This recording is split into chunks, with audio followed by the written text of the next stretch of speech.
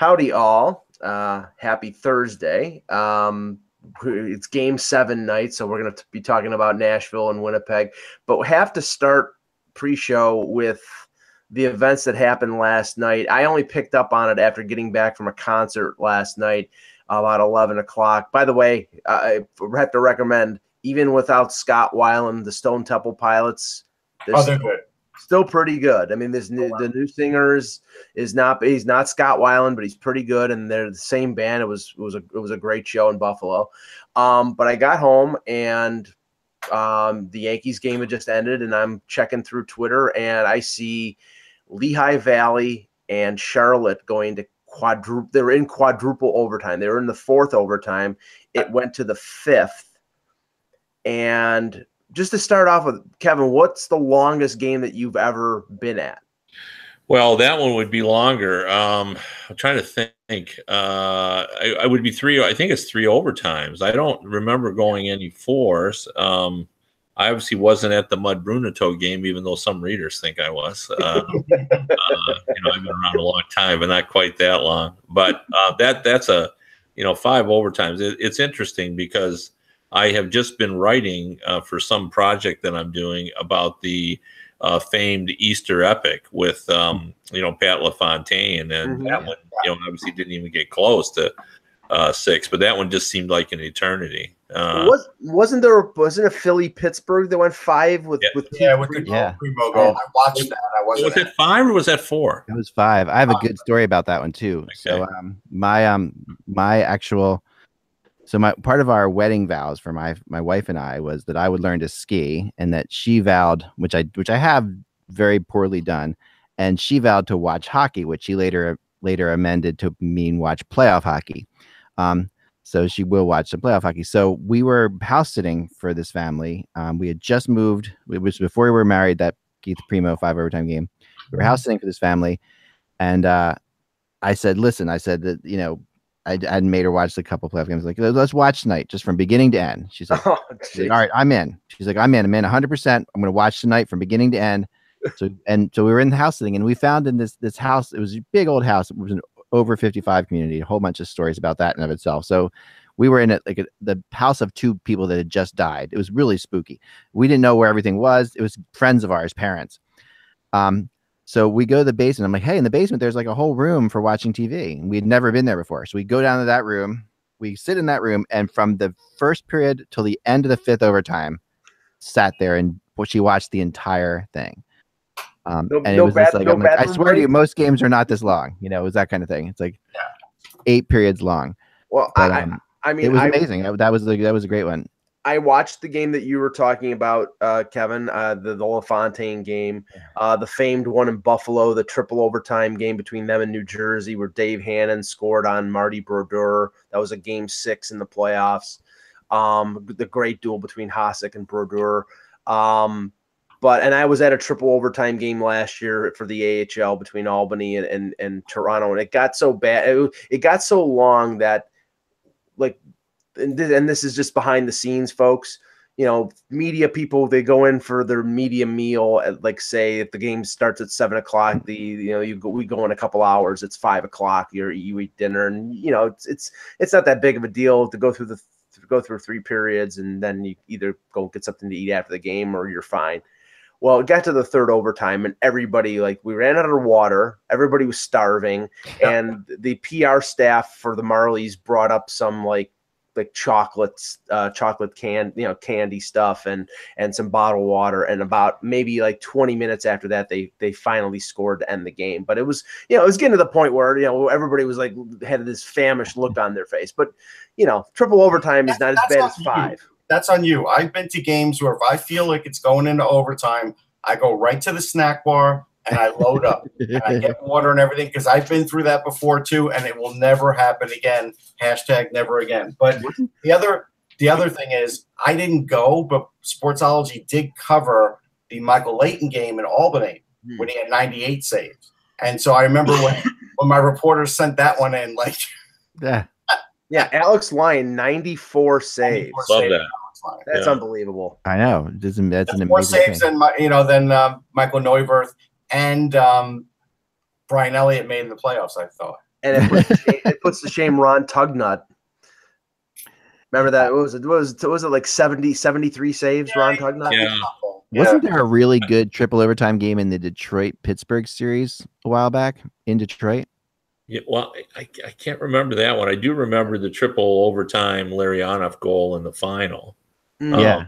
And what struck me about that is that Igor Larionov, when you cover the league, you end up with relationships with players, and some are better than others. And one of the guys that I always had a great relationship with was Igor Larionov, who I had the utmost respect for what he had accomplished in Russia. But what he and I really disagreed on is that Igor, believe it or not, believes that the NHL tradition of settling overtime games by just letting them go on and on and on 5-on-5 is ridiculous. Like he would rather go to a shootout. Oh, wow! And I am stunned by that. Now I don't know. He might have changed his mind, now. But if I had to guess, I would guess that he would say just reduce the number of players. But his argument was that it no longer becomes a contest of skill, but of just a lucky bounce and a luck, and the fatigue plays such a role in it. And of course, I countered with, but that's what makes it so unique. That and there is a will and a skill to that anyhow. Well, he didn't see it that way. He just thought that fatigue becomes the overwhelming factor, as opposed to that's a war. And he, he basically, he's a soccer fan, as I am, and his argument is that the soccer is a much bigger game, as we all know, in terms of the world stage, and if it's shootout is good enough for them, it's good enough to decide hockey. So, but it shouldn't be good enough for soccer. That's the problem. Soccer has it all wrong. Like that. I don't know about that. I mean, I've covered the World Cup once, and I ended up writing a story about shootouts, and they, people love the shootout tradition, except for Americans. People love the shootout tradition almost as much as we love our NHL. Yeah, I guess it's what you're used to. I mean, I think that major soccer, if they went to 7v7 and played the rest of the way and played an overtime period, 10-minute overtime period in soccer, you would have unbelievable stuff happening. Like you would have incredible. But the field's too big for that. It'd be like the MISL. That's what it would be like. I don't know. I think that you'd have all kinds of skill and something. I have a better idea. How about you have a smaller goal that you bring in after the game is into overtime, and you wheel out the really big one and you bring in a smaller one, and then you just keep all the guys there. Just do that. I'm so looking forward to the U.S. and the World Cup. Yeah. Hey, listen, you got this big one to shoot at now. Now you blew it. Well, here's the thing. Here's the thing, guys. As much as I'm a hockey guy, more so than a soccer guy, when they have the World Cup without the United States, whose ratings you think will do better? The NHL playoffs or the World Cup of soccer? Well, it's going to be the World Cup, but it doesn't mean it's better. I got to tell you, every time on NBCSN, if I fall asleep to a game and the next day I turn on NBCSN or next afternoon and there's a soccer game, it's always 0-0. It doesn't matter what time of the game. You could say 31 minutes. It could say 47 minutes. Like I don't even understand it. There is a cafe in Buffalo that specializes in showing the World Cup games, and like all the different groups of fans for the different teams go there. I'm gonna go there just because it's a trip to go there.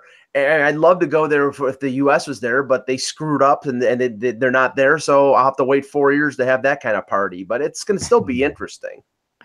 I ended up doing a story when the World Cup was in the United States on, I think his last name was Dahlin, but he was the first black player in the Swedish soccer league. Okay. And I ended up talking to him, and I went down to the practice, and I was looking at the trainer, and he looked familiar, and he was just standing around. So I walked up to him. I started talking. I said, you look familiar to me. And he goes, well, I train hockey too. And I said, that's where I know you're from. And we ended up talking everything.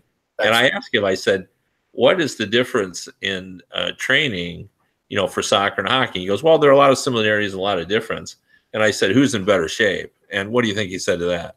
You got to say hockey. No, it's not even close. He said it's soccer. Really? You know what? It's better aerobic shape. But Gordie Howe once told me that the continuous movement of hockey is the hardest sport. Because of that reason, I'm going with Gordy. Yeah, well, I think, you're splitting hairs. I think both guys, they're in great shape. And plus, no one's trying to run you over in soccer. Yeah. So, there's that element as well. I want to go back, though, to tell this story because I think it's a fun one. We were talking about overtime, and I don't remember the particulars of the game, but it was an overtime game. Anaheim was in Nashville. And as we all know, one of the issues when you go into overtime, just as Russ was talking about in preparing yourself, the players get hungry and there's no meals ordered. Right. And, so what are they going to do? Well, what the Anaheim Ducks did, I was told, was they went and there was a food spread set out for the players of the Nashville Predators, and I don't know who, but some members of the Ducks stole the Predators food for after the game, and then took it in between periods so the guys could eat. Nice. I've seen emergency pizza get delivered. What that happened in the and again, I'm just finishing a project about that Easter Epic game, and that happened in that game. They ordered pizzas and they brought them down. And amazing thing about that game, which stretched into 4 overtimes, was the guys were so punch drunk that they were telling jokes between periods, and they were just butchering the jokes because they were so fatigued. And that was funnier than the actual jokes. It's the fact they couldn't get them out. So. Well, Ken Campbell wrote about the game today, and apparently what happened was one of the players for Lehigh Valley, his aunt had brought him brownies for after the game, and they ate the brownies. Yeah, that'll do it. Good for the aunt, That'll do it. The Islanders Capitals game 7. That was, like you say, it was the night before Easter, and I was, again, another story of a girl, that for that all my long overtime games are somehow I was dating somebody at the time, and I was like, she's like, we got to decorate Easter eggs, and I'm like, okay, I'm like, that's cool, but we're out late, so we decorate Easter eggs, and I didn't watch a bit of that game, and I came back later that night, and I just assumed it was over, and it so I didn't even put it on. I didn't even put the TV on. And then next morning I wake up 4 overtimes. I could have watched like the last 3 overtimes at my house. This is really so I'll never always remember. That story is you care more about. I mean, now you certainly care about more about hockey than girls. So, yeah, I've shown that. Yep. All right, let's begin. Let's start the show. All right, hello, Hockey World. It's Thursday, May 10th, 2018. I'm Michael Agello. I'm Russ Cohen from Sportsology. Kevin Allen, USA Today Sports. And I am Eklund, and you're watching the HockeyBuzzcast on HockeyBuzz.com. This is the podcast that comes to you every Monday through Friday at some point in the afternoon to fill you in on the comings and goings in the hockey world. And today, at Game 7, I'm really jealous I am not in Nashville for this. I can't imagine how much fun it must be right now outside of the arena and everything that's going on. Yeah, you could be kissing a catfish or smashing a car. Oh yeah. I went down. My wife smashed the car last year in the finals. That was great. No, it totally, absolutely get some hot going to be a blast. And the funny thing, the common thread about tonight's games from everybody I've been talking to, everybody around, is no one has any idea what the hell's going to happen. I'm with you on that. I agree with that. I mean, like, it's a complete toss up. Yeah. The one thing I would say, if you were looking for factors, how often do we say that experience in the playoffs matter? And, I've thought that the Predators went to school last year during the postseason. They basically watched what the Penguins did and how they survived. And I thought that they learned a lot. And I thought Game 6 sort of reflected the understanding they now have of how to dig deep and, come up with, they played the perfect road game in that game. So now the big question is they've never had a Game 7 in Nashville, and we'll see, kind of how they respond to that. Yeah. I thought they pretty much sort of mimicked the Penguins even during the offseason last year because they went out and got Bonino. It's like they realized, okay, they were decimated injury-wise and they didn't have any depth up the middle going into the Stanley Cup final. But this year with getting Johansson back, then they trade for Turris, they sign Bonino, they bring back Fisher, they're strong up the middle. And yeah, Kevin, you're right. I mean, they reacted like a seasoned veteran, experienced team in Game 6, but they did the same thing in Winnipeg that they did in Game 4. They came out and they shut down the crowd. Now this is Pekka Rinne's game. I do. I think he could break the will of the Winnipeg Jets because of the experience he has if he plays at the top of his game like he did earlier in the series and parts of the series. So if he does that, I think that could break the will of Winnipeg. That's their best bet. You know, this is regardless of what happens, though, I'm going to say, leaving aside the theatrical presence of the Vegas Golden Knights, I think the Jets have been the most fun team to watch. Like, no question. Yeah. Their ability to just score goals in bunches, and the dynamic nature of several of their players, and Scheifele doing his Yzerman, Messier, Taves, Crosby impression. Like, I have been so entertained by this team. I really enjoyed watching them, and they've got all the elements. And if they don't win tonight, they're going to be good for a very long time. That's where I'm going with this too, Kev. I completely agree. I feel as if, like I said this the other day, but I do feel as if the Winnipeg Jets now are way better than the Winnipeg Jets at the end of the season, even. Sure. I think so. Yeah. They've gotten better each round of the playoffs, and if they continue, if they get through this, it's going to be hard to stop them. But if they lose here, they're going to be deadly next year. It's just one of these things that they're completely. I was gonna say either way, they're gonna be hard to stop because the only thing that can really stop them is cap problems, because they have players that are integral to that team being successful who are coming up on contracts. They have to lock up Line A, they have to re-sign Wheeler, Trouba's an RFA. Isn't Enstrom a UFA? Enstrom's a UFA, yeah. Hellebuck is an RFA. They have to get him signed. So they've got like 3 or 4 sort of crossroads contracts that they really have to deal with. And it's going to test Kevin Shoveldayoff, because I think, for this team to continue on this path, I think they need most or all of these guys. Maybe they can let Paul Stastny go because he was a late rental. But even him, it's like, he's been part of this, and, he's been really good in the playoffs for them. He was a for the most part. I do see your point, because they do have so many guys.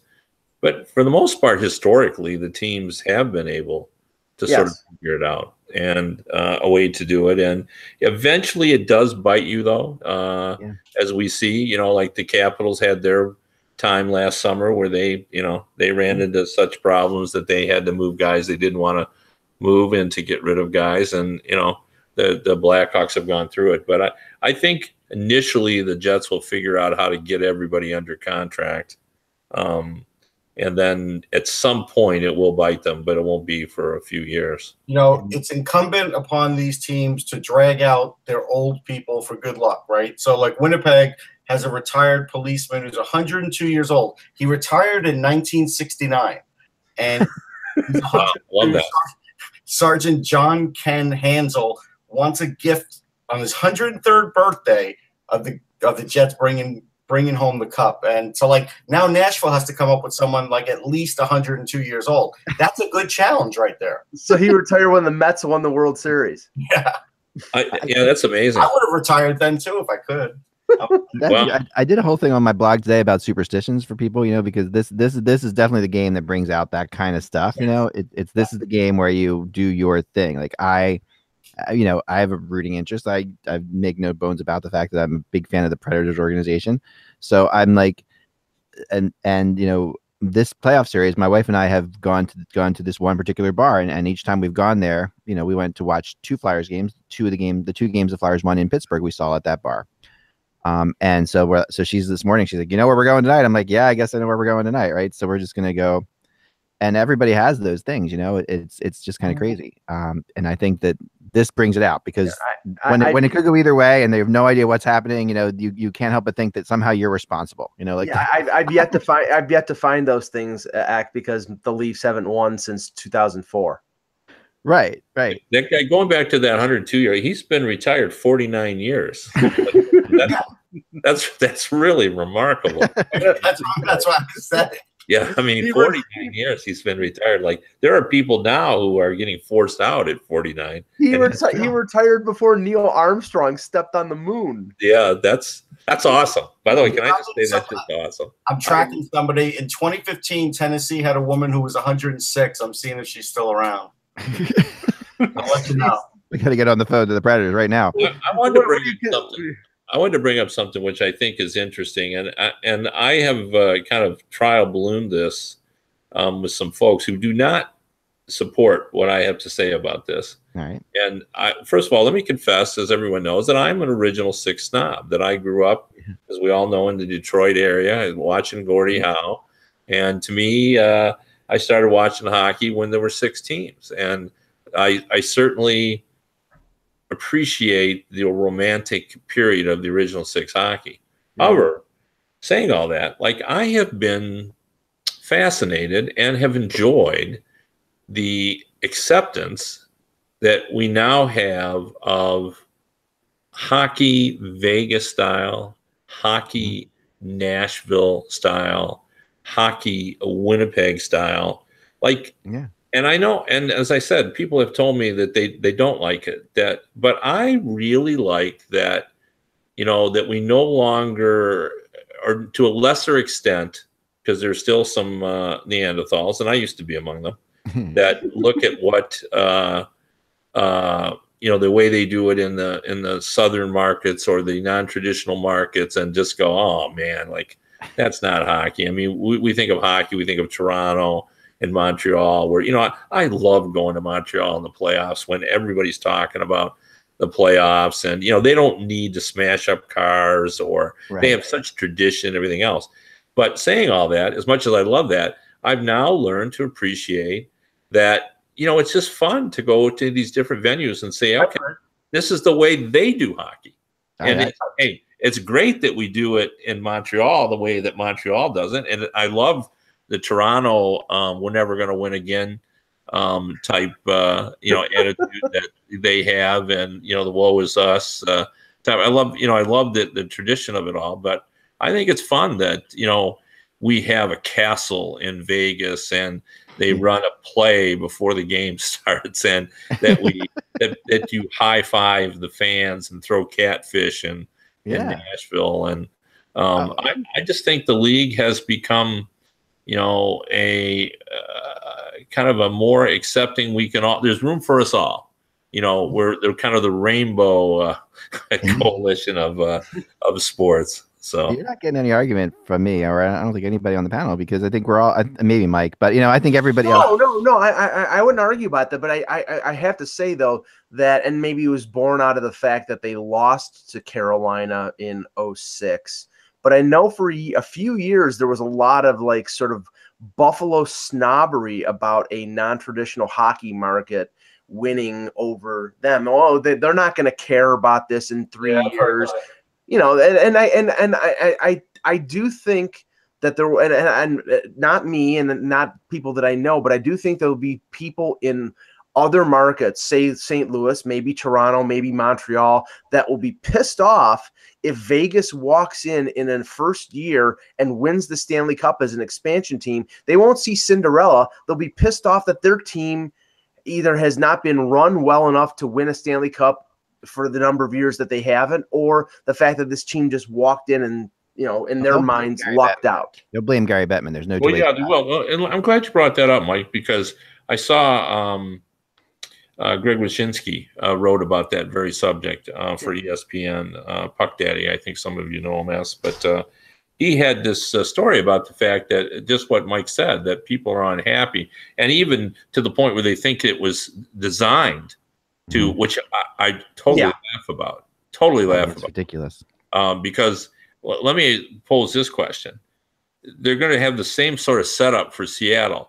What are the odds that the Seattle team could duplicate what the Vegas Golden Knights are? Because I think they're slim and none. Yeah, not a chance in hell for a number of reasons. One of which, and Russ said this earlier in the week, they're not going to get an all-star goaltender like Marc-Andre Fleury in the expansion draft. But I think general managers in this league in 2020 or whenever it is that Seattle has their expansion, they're going to be more prepared. They're not going to be screwed so much on no move clauses. They'll be more prepared. Right. They won't be, for their sakes, they won't be as hard up against the cap as some teams were. They won't be as willing to give up draft picks as they were. They'll just say, you know what, you want a guy, take the guy. And I think that's what's going to happen. I'll give you an example of how it'll be different. James Neal, if he was available in 2020, would be traded to another team. He would not be lost. I think basically David Poyle just thought, well, I'll figure out a way to make a deal with George, and was stunned that he couldn't do it because George has said, I want James Neal, so he can play. So, and of all people, Poyle and McPhee, they know each other pretty darn well. Yeah. But I think though that's not going to happen anymore. You are not going to lose an asset like James Neal, and I think some of the deals, I think rather than have to make the gun to the head moves with the expansion team, you'll see like a team like Minnesota, look what they lost, Tuck and Halla. Did they give up a draft pick too? Russ, do you remember? I think it was. Yeah, seems like they did. But anyway, I may be wrong on that. But anyway, the point of all of that is I think next time around, they'll trade those players to another team. Yeah. But the thing is though, George McPhee took that stance, use the James Neal example. He took that stance with Neal because he figured, okay, we're probably not going to be contending for a playoff spot more than likely. I can flip James Neal at the deadline for a first round pick and something because he's a good forward and he can score and this and that. And they had this remarkable season and he ends up keeping him, and maybe he loses him in free agency, but nobody in Vegas is complaining. Well, I think you're right on that. But I don't think when we talked about this, that was always front and center. Right. When we talked about that, but I've come to find out from, writing about this team so often and talking about George, they actually didn't think quite like that. They were trying to, they certainly understood all that, and that was part of their planning, but they were trying to be competitive, much more so than I think any of us envisioned. I think when we were sort of looking at this team, we were looking at it in the traditional sense of what expansion teams have always done, which is to build for the future. And though they never suspected, and they will admit that they would be this good, they were, trying to build a team that they thought could be successful right away in terms of being competitive. I have an answer. So for Tennessee, there's a woman, Mabel Robertson, turned 107 in February. She's from Murfreesboro, Tennessee, and she is like the second of the oldest people in the United States that has come out of that county. So there's something going on in that county. But at the end of the day, Tennessee has Winnipeg beat. Oh, Russ, when we're sitting around watching the expansion draft and the NHL awards folded in last year in Chicago, did you think that Vegas was putting together a team that was bound to be, or was being modeled as being competitive? Because I didn't. No. Yeah, I didn't. Yeah, they did think they were going to be competitive. Now again, the definition of competitive, sure, what is that? Right.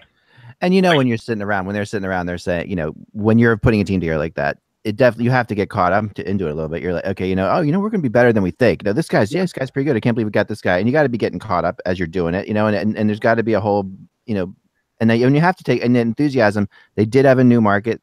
They were afraid that, will this market work? There's all kinds of things that were there. So they did have to do that. But I do. To just how crazy it is. I go back to my 30 wacky predictions I do every year. One of my wacky predictions was that that Vegas would be in first place by Thanksgiving, but would then fall out. I had a feeling that they might just for some reason come out really strong, and that would be it. And that was the craziest thing I could think of. And I talked about it on the show, and everybody's like, "Oh, yeah, I don't think that's happening." That kind of thing. And even I, like, even trying to think of the craziest thing I could think of in my wacky predictions thing, couldn't. The wackiest I could get was first place by Thanksgiving. Yeah, I mean, competitive could have basically, in their minds, could have been, let's just not get destroyed. Let's not get walked all over. Let's not be embarrassing. And that's probably one of the main reasons why they picked Fleury, because Fleury is a great goaltender, and we thought, okay, he'll keep them in games. It will be, at least will be competitive. But nobody suspected this. So I didn't think they, I thought they would be okay defensively, but I didn't think they'd score any goals. Yeah, but, right. They've ended up exceeding expectations. And isn't it ironic right now, Kevin, that the one move that people are questioning with George McPhee, like, everything has turned out great, and I heard a couple of days ago, the one thing that he's done that they're questioning is the Tatar deal, because he's been an off and on scratch during the playoffs, and they gave up 3 draft picks for him. Yeah, but that's just, that's 18 people on social media, right? Honestly, I've moved so far past that. I think everybody who saw that trade wondered what George was thinking, but he's done so much good that I think it's almost unfair to nitpick. You can't nitpick at all. But here's the thing. No, here's the thing that we sit there and we talk about things will be different next time. Let's go through, and I mean, we can do this in the summer at some point for sure. But this is an idea for a later show, because this is a whole show in and of itself. What players, would, if teams could go back now and change their mind on letting players go, would they? Like, there are certain players, of course, like Carlson from Columbus. No one expected him to do that, that kind of thing. But I don't know that a lot of I don't know that they would have gone a lot of different Minnesota would not have just given up Alex Tuck. There's no way. Right. Okay. That's a good one. Yeah. Now, would Pittsburgh would they have let Murray go and keep Marc-Andre Fleury? No way. No. Florida gave away Marchessault to have them take Riley Smith off their hands. Do you think they would do that? They wouldn't do that again either. Right. That's for sure. And there are ones you can definitely question, but I think there's a lot of them that this is just a matter of the sum is greater than the parts type thing. Like, I think that they just some of that. But again, Carlson really had a lot of talent. He just wasn't getting playing time and the right. Though, Russ, he really was. Like, I thought that too, but I'm actually writing about this tomorrow. I went back and I looked, and he was second power play unit and penalty killing, for. Yeah, but who were his line mates, his everyday line mates? Well, I don't remember, but I did look it up. But he was actually playing quite a bit. And I thought I did talk to Jarmo Kekalainen about it, and he basically made a good point. Like, who knows? But he may not have. Maybe he just needed to change the scenery. Like, that's what I think a lot of people would say. I mean, because it wasn't like he didn't get a lot of opportunities. He had 18 goals in 193 games, and he was penalty killing. He was second power play. He was getting some. It's not like they didn't play him on the top line, but he didn't start on the top line with Vegas either. He just moved up. I think he, or was he with them now? I don't think he was. I don't think he was with Smith and. He was with he's with Marchessault and Smith now. Yeah, Smith. Yeah. But did he start with them? I don't remember. I'm fairly sure he did. Yeah. Okay. Well, Riley Smith's another great example. I mean, Riley Smith has been, he had a really good career for a while, in the NHL. He was looking very good, then signed a contract in, Florida that was pretty high. Like, it did a pretty good UFA deal, if I remember right. And because of his points in Boston, right? So then he was doing better and better and better. And then, suddenly they let him go because his number was too high for what he was. Well, I think he was moved on for one simple reason, because his deal was a deal signed by the analytics group in Florida. It was not a Dale Talon contract, and they wanted to clear out salary, and that's now Marchessault was brought in by that same group, and he scored 30 goals. So maybe they didn't think he could repeat that, and they just moved them both on. But yeah, I mean, if they had to do it over again, they probably would change their path. Yeah, I've got a list here where Carlson was playing fourth line with Calvert and Josh Anderson at one point. He was all over. They did try to play him. I mean, and then well, they Kevin played him, but I'm just saying. I think the opportunity has really helped him too. But you might be I think he's also a quiet kid. I get that impression. There's no question he's gotten more of an opportunity. Sure. For sure. Yeah, I wasn't trying to suggest that. I'm just saying it wasn't like they didn't give him a chance to play in Columbus. Right. Now, Kevin, I want to see where you fall in this, because we were talking about Washington beating Pittsburgh, and of course, Ack was celebrating with massive glee at the. It's the only series I got right in the second round, Mike. That's I'm not too happy. No, I'm just teasing. but there are two ways that the Capitals can go here, because they finally, they've stepped on the neck of the Penguins. They've slayed the dragon. They beat Sidney Crosby. They could be satiated. They could be satisfied that they won over that team, and not say lay down, but have a sense of satisfaction, and maybe not have the killer instinct that most teams would have going into a conference final against Tampa. Or they could be like the Boston Red Sox in 2004 after they beat the Yankees, and that they're unbeatable now that they finally vanquish the Yankees and they win the World Series, and the Caps would win the Stanley Cup. Which way do you think that's going to go? Yeah, I'm going to have to split the difference on that, because I just think that this Capitals team is certainly capable of winning the Cup, but getting by Tampa, I'm going to go with Tampa, even though I feel like the Capitals could win that series. And the reason I am is, if you look at the Lightning now, they've got a Vezina finalist in net. They got a Norris finalist on defense. Yep. They have the #1 offense in the league. Their coaching is first rate. Their power play is dangerous. They have a bunch of gritty guys. Their defense has guys like Girardi and Strawman and McDonough, who all can be shut down guys. Right. They just have all of the elements. And as much as I've admired how well the Capitals have played, I just don't think that they can match the depth nor the experience that these Lightning players have. Like, they've played together and made noise before. They've been this far, and they just have a greater understanding. So, for that reason, just based on the fact that I think experience does matter, I'm taking the Lightning. But do I feel comfortable with that pick? Well, not overly, because the Capitals have been impressive.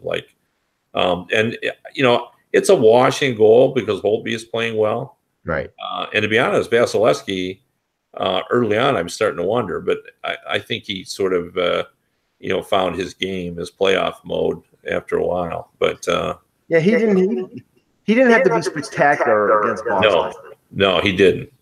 He didn't, but I think he's certainly capable of that. But, we also saw him go south in the second half of the season when he admitted to being fatigued. So he really did. And I this one is to me is I think the interesting thing about the Capitals in this playoffs is that they've been underdogs the entire time, right? Like they really, and I know we talked about technically they should be favorites because they won the division. We won't go into that discussion again, but the fact is that they actually have really been underdogs the entire time, and I think that's playing out well for them. I think they're playing into that again this time. This is a team that was so often the favorite that it really, I think it's got to feel great for them to be in this mode, and I think that's, I went back and looked at the Columbus series again to try to get, because I'm trying to do my prediction. I'm really on the fence as well, even though I'm leaning towards the Caps, but I'm really on the fence about this. But I think the Caps, like in Game 2 of the Columbus series where they lost in overtime, fired 53 shots at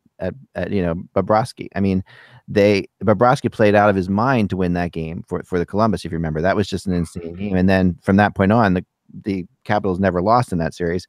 And they really only played Game 1 kind of wishy-washy. Like they played 5 great games after that. They lost one of them. And then in the Capitals series, they played I think they played pretty much six really good games.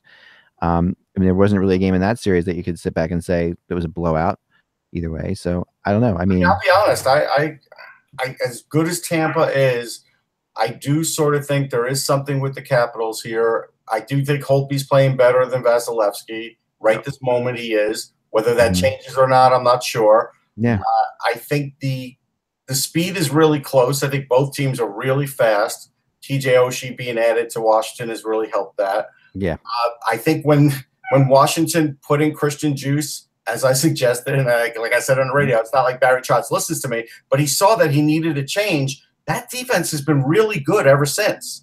Like their defense has been very, very solid, and we all sort of picked it apart. Carlson's come alive.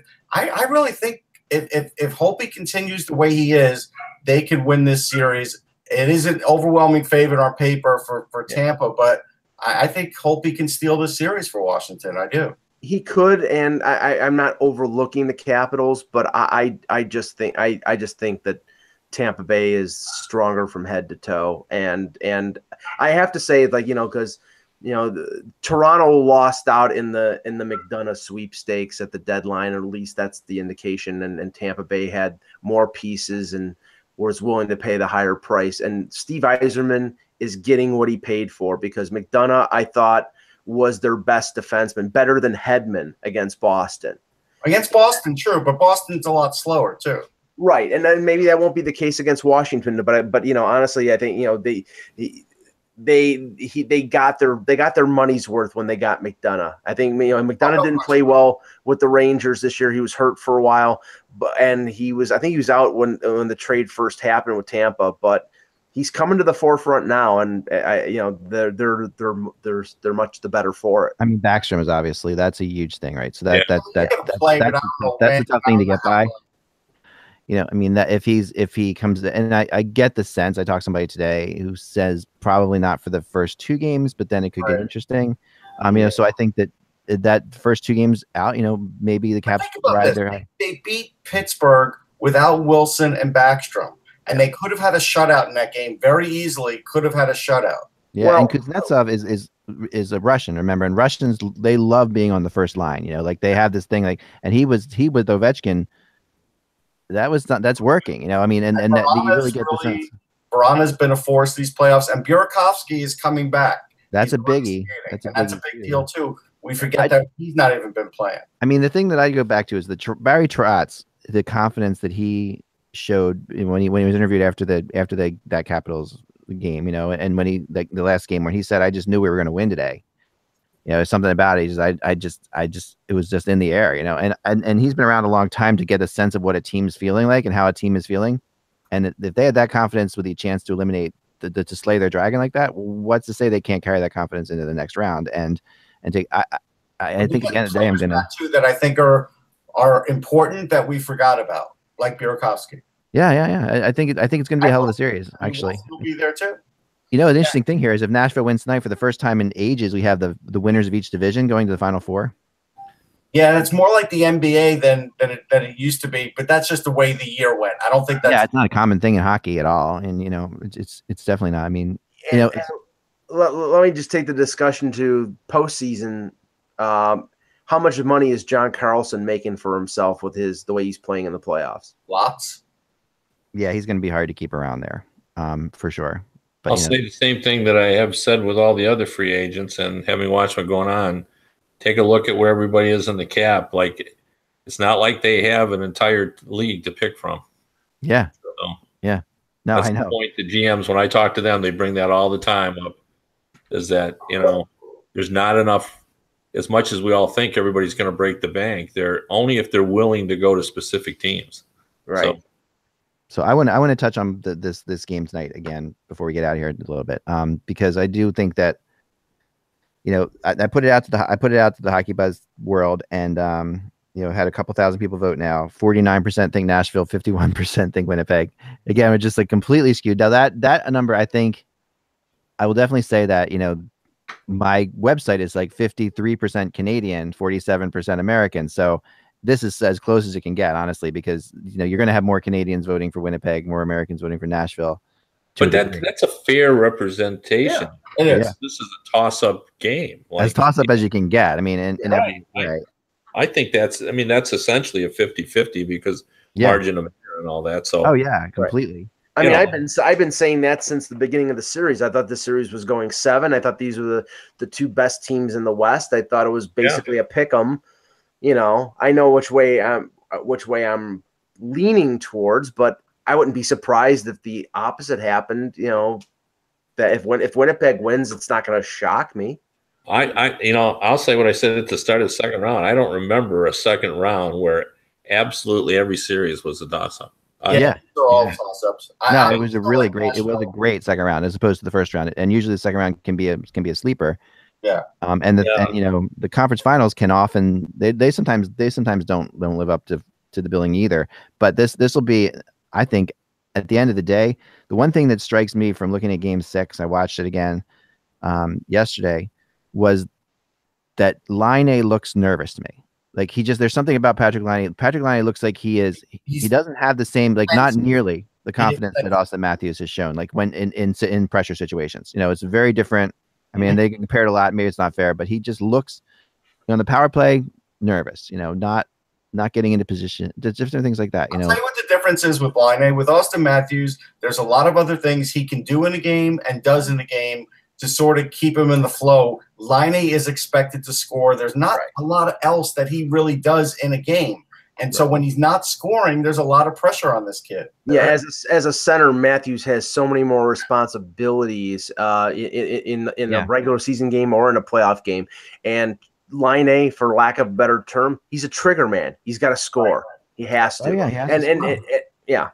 Well, the funny thing for him, you saying he lacks confidence is, yet he's intimidating to goalies. Like his ability to he shoots on goal. They don't like it. And he sets up like Ovechkin. They see him coming, he still drills in, it still gets by him. One thing, the other negative about Laine, and this is a big one, is he's got to shave that awful beard. I was going to go there too. That's just awful. Like nobody likes that beard. Nobody.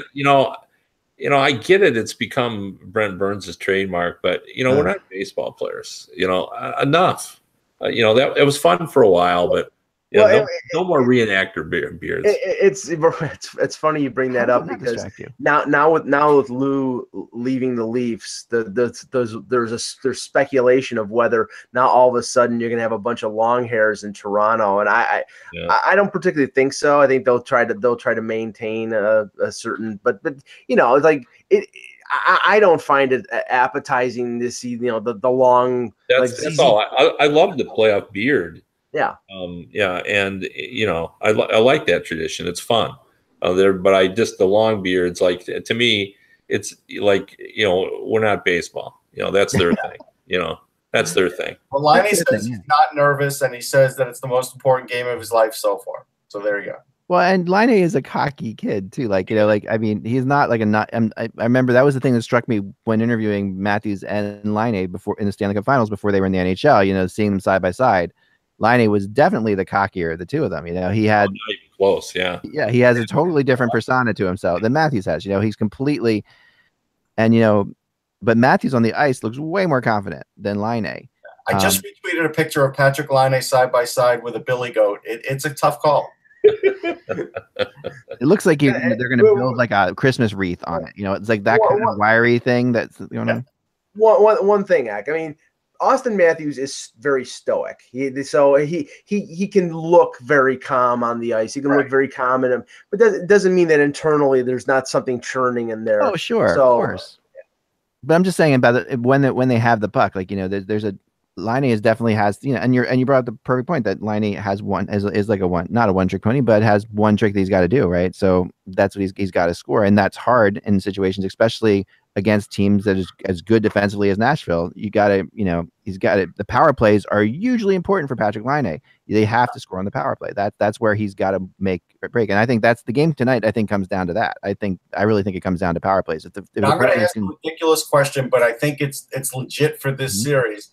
Does Paul Maurice have to game plan against Victor Arvidsson because he's just looked that good, regardless of what Victor Arvidsson normally is as a player? Also, do we ever remember another guy that had perfected the leap? Yes. Like that. I was trying to come up with, I just think that's a fun thing. Like, well, why haven't we seen that before? Because that's more distracting than just standing there. Yeah. And Russ, if they're game planning for one player on Nashville, I think they're game planning for Philip Forsberg, because I think they are too, but for whatever reason, Arvidsson's like been shot out of a cannon. But that's Arvidsson. That's what Arvidsson does, though. He does do that, and No, but he's been really like. Oh, he's gotten better all the time too. But there's a reason they didn't expose him. Like that was something that some people thought they might expose him, and they weren't going to expose him because he's this dynamic. And in the playoffs last year was also very dynamic. The other thing too is, has everyone noted how little? How few minutes Forsberg plays compared to the other top players in the. I haven't noticed. I'll be honest. Yeah, I did.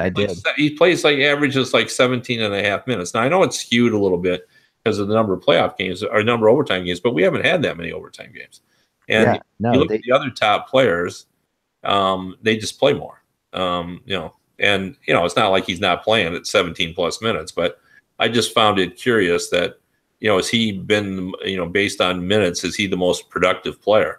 I remember having, and I think this is a Laviolette thing, because I remember having this discussion during the Hawks Flyers final with somebody when they were looking at and amazed at how little time, they were getting, you were seeing from Jeff Carter or, Claude Giroux or Danny Briere, how, they really do, he really does roll 4 lines. He just does that. And in game 7s like this is when you would think it would help. This is why he does it. He hopes to get to this spot, and it also helps them to be able to survive with injuries better than most teams, I think, which is why that last year you saw them survive the way they do, because everybody has their responsibility. And this year, incredibly, knock on wood, how healthy they are compared to last year at this time. I mean, last year at this time they were already missing very key people, and they're super healthy.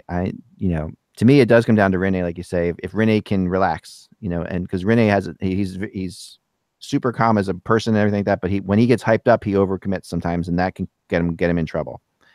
What I want to do with Peter Laviolette, a guy that I like a lot, and I found he's interesting because he's so serious. I sat next to him in a less formal situation, and we were just making small talk, and he was such a likable man, and I feel like he needs an intervention.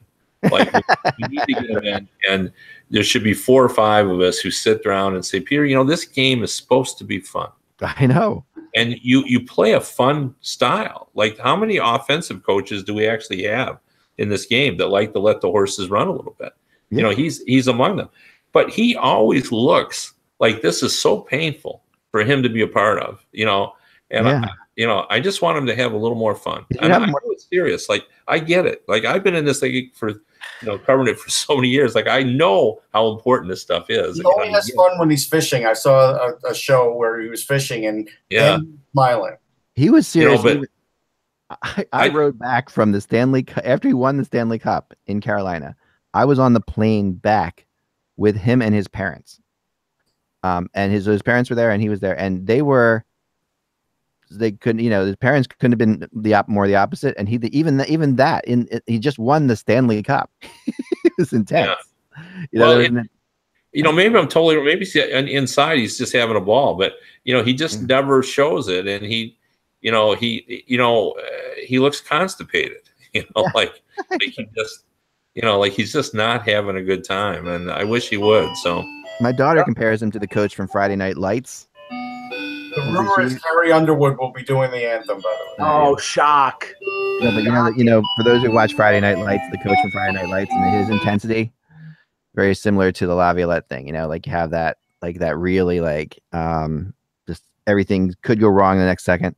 I mean, the only time I've gotten a chance to really hang out with him, not in that scenario, I was at a practice one time when I was doing the Flyers show thing, and I got a chance to see him.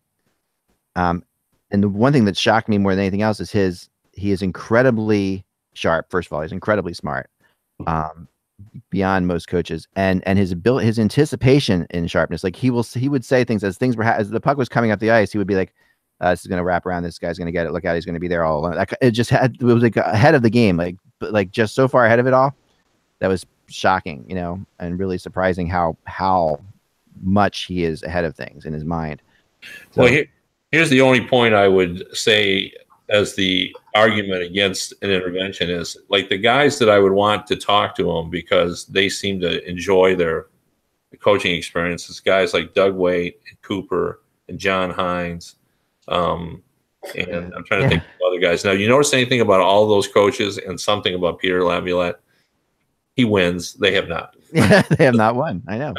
maybe I'm wrong. Maybe it's Laviolette needs to talk to my favorite coaches because none of them have won yet. I thought he would mellow out in Nashville. I thought, you get him away from the craziness of the media of Philadelphia, which was intense. And I didn't really know him very well in Carolina as a coach because I covered that team for the Stanley Cup Finals only. But I thought Philadelphia, I know it was intense. I thought for sure he would mellow out in Nashville because there's not people do mellow out in Nashville for the most part. But he's polite enough. Like not hateful. He's not. No.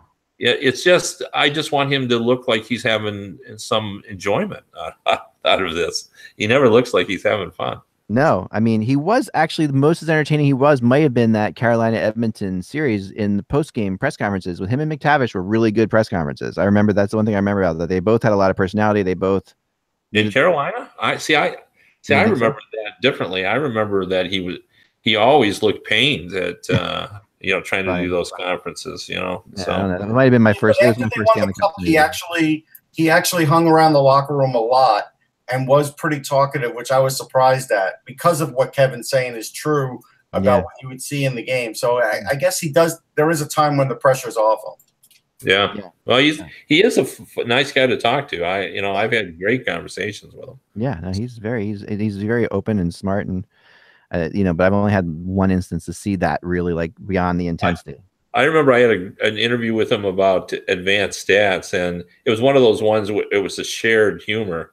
Like we were talking about advanced stats and about the fact that Shea Weber, never had, good advanced stats. Right. And here I am, talking to a guy that had, been to this final with multiple teams and had a, cup to his name. And we're talking about Shea Weber and about the stats saying that, he isn't as good a player as, and, I said, how do you reconcile that? And he goes, I've looked at all that and I'm interested in stats, and he stared at me and then he just got to laugh and he goes, but when the game's on the line, I'm still going to put Shea Weber. Yeah, right. We both started laughing because it's just a silly thing that's kind of hard to reconcile, so it is true. So it is interesting, and the way I think he's done an incredible job. Last year, I thought was an amazing job in the playoffs with all the injuries, and this year's matching it. Different. He's a masterful guy back there, and he does it differently. As Russ is much more of a tactician than I am, but Russ can tell you that there aren't many guys that coach the way he does. That's true. He's a little bit different. Yeah. One thing I want to get before we leave out of today too, Kevin, is the so let's fast forward because we're not going to have you on the weekend. Winnipeg or Nashville versus Vegas. What are your thoughts? Well, this is odd to say, but I'm actually taking the Predators if they win over Vegas, but I'm taking Vegas over the Jets. Now, I know that doesn't make any sense. No, it does. It does. I think it does. I think the experience factor for Nashville is just going to be too much. Like they have learned, I believe in what they learned last year. Yeah. And I think that will offset the speed that the Vegas has and the fact that they are playing a playoff style of hockey that they've been playing since the 10th of October. Right. They've played the same way since then. And Winnipeg, I just think they'll figure out a way to slow that offense. And I think minus 155 as a favorite tonight. So yeah, they're Winnipeg to bet on their team. Yeah. So anyway, that's how I see it. But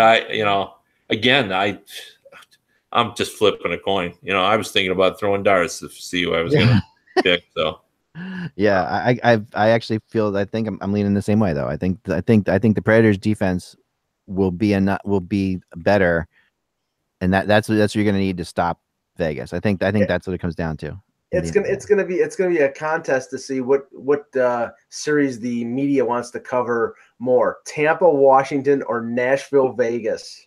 I'll just leave it there. I'll leave it hanging. We're all pulling for Vegas. I'm not saying I think that's Winnipeg because Winnipeg could very, very, very well win tonight. But I'm just saying if it's Nashville, Vegas, by plenty of Alka-Seltzer and I want to see what Vegas would do with the Stanley Cup final. Like that. That's something that I would be completely. Yeah, it would be crazy. Hey, look, I'll say this too about like it's cold when you go to Winnipeg. Yeah. But hey, in June, it's okay. So. It's all right. Yeah. Peter was telling us it was 85 degrees Fahrenheit the other day up there. Well, and I would love to see a whiteout. Yeah.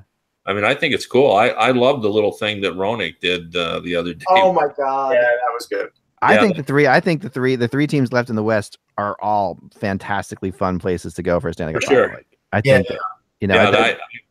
I've appreciated how the Winnipeg fans have gotten into it.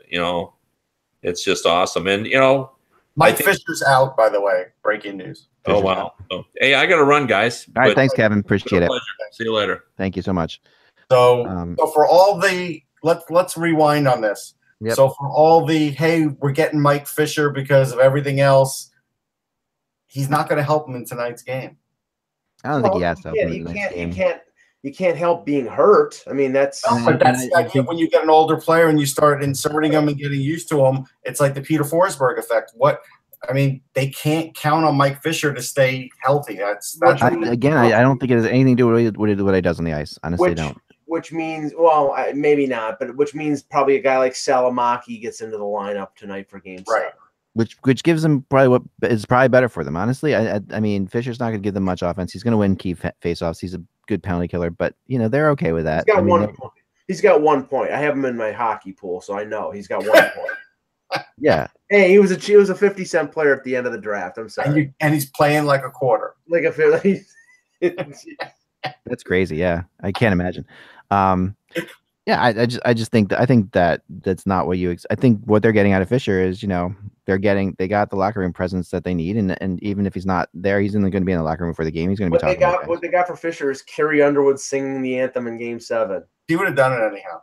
She would have done it anyhow, but yeah, she's more into it for sure. But the point is that when you get these older players and you get them for the cup run, like Brian Giunta was marginally helpful for a couple of games for Boston. Yeah, that didn't really help.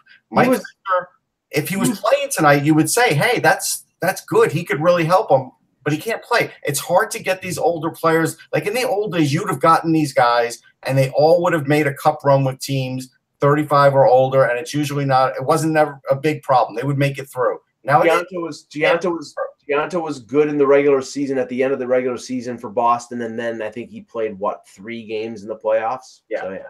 Yeah, I mean that's my point. Different though. Yeah, I mean Giunta's, if Giunta was coming back to do that with the Devils, it would be one thing, but the Fisher doing it with the Predators is a different thing. I mean, yeah, I get that. No, I mean I get the overall worth, but I'm just saying if we just take away Mike Fisher and his intangibles, the age part of it, it's hard to pick up older players now for the playoffs. I think that's true. And the playoffs are such a grind, and there's no question. And the speed, especially with the speed that they're being played at this year, just it's crazy. That's why it gets. I mean, we get the long overtime games. How are you gonna get to 3 or 4 overtimes playing at this speed? It's just like I don't see it. People are just gonna fall apart. I do think that's why we're not seeing. I think we're not seeing a lot of overtimes because of that in a lot of ways. I think the speed is just so intense. They're gonna see endings. But all right, let's call it there. Enjoy the game, guys. Only a couple hours away, and we'll be back tomorrow to discuss it and to fully get into Washington, Boston. Remember, without the buzz, it's just hockey. Nope. Washington, Tampa. Ah, right. Sorry. Washington, Tampa. I forgot. Yeah. Remember, without the buzz, it's just hockey. We'll talk to you then.